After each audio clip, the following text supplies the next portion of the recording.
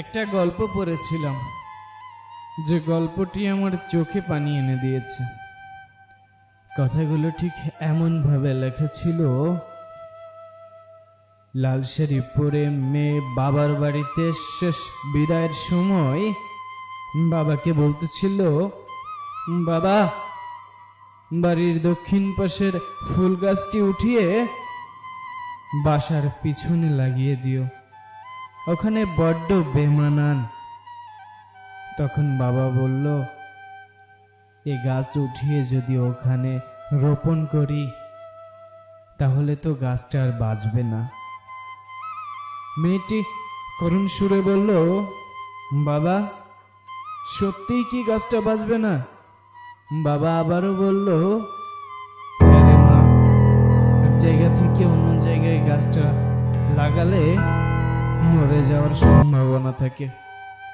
বাবা তখনও বুঝতে পারেনি মেয়ে কেন এ কথা বলছে। মেয়ে আবারও বলল, বাবা, তুমি কি সত্যি বলছো গাছটা বাঁচবে না? তখন বাবা বলল, হ্যাঁ রে মা। তখন মেয়েটি বলল, কোনোভাবেই কি বাঁচানো সম্ভব না গাছটিকে?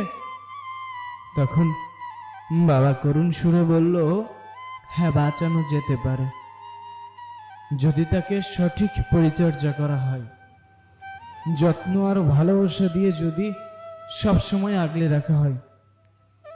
তখন মেয়েটার চোখে পানি পড়ছে আর বলছে, বাবা, 1 বছরও হয়নি গাছটি লাগিয়েছি। এই গাছটি যদি আমি অন্য জায়গা লাগাই তাহলে গাছটিকে হয়তো বাঁচানো সম্ভব না। বাবা, আমি তো তোমার বাড়িতে 20টা বছর বড় হয়েছি। তোমাদের ভালোবাসা, মায়া, স্নেহ দিয়ে আমাকে আগলে রেখেছ, তাহলে আজ কেন আমাকে বিদায় দিচ্ছ? আমি কি ভালো থাকতে পারবো, বাঁচতে পারবো, নাকি ওই গাছটার মতো সব পাতা ঝরে গিয়ে শেষ হয়ে যাব? আমারও না বাবা অন্য জায়গাতে ভালোবাসা লাগবে, মায়া, স্নেহ, আর তোমাদের মতো আগলে রাখতে জানতে হবে। আমার প্রিয় মানুষটা কি আমাকে আগলে রাখবে? তোমরাই তো দেখে শুনে বিয়ে দিলে।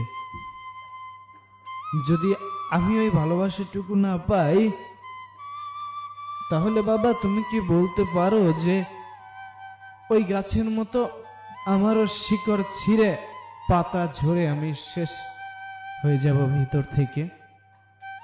বাবা অঝরে কাঁদলেন আর মেয়েকে বুকে জড়িয়ে নিয়ে বললেন, মারে, মেয়েদের এটাই নিয়ম।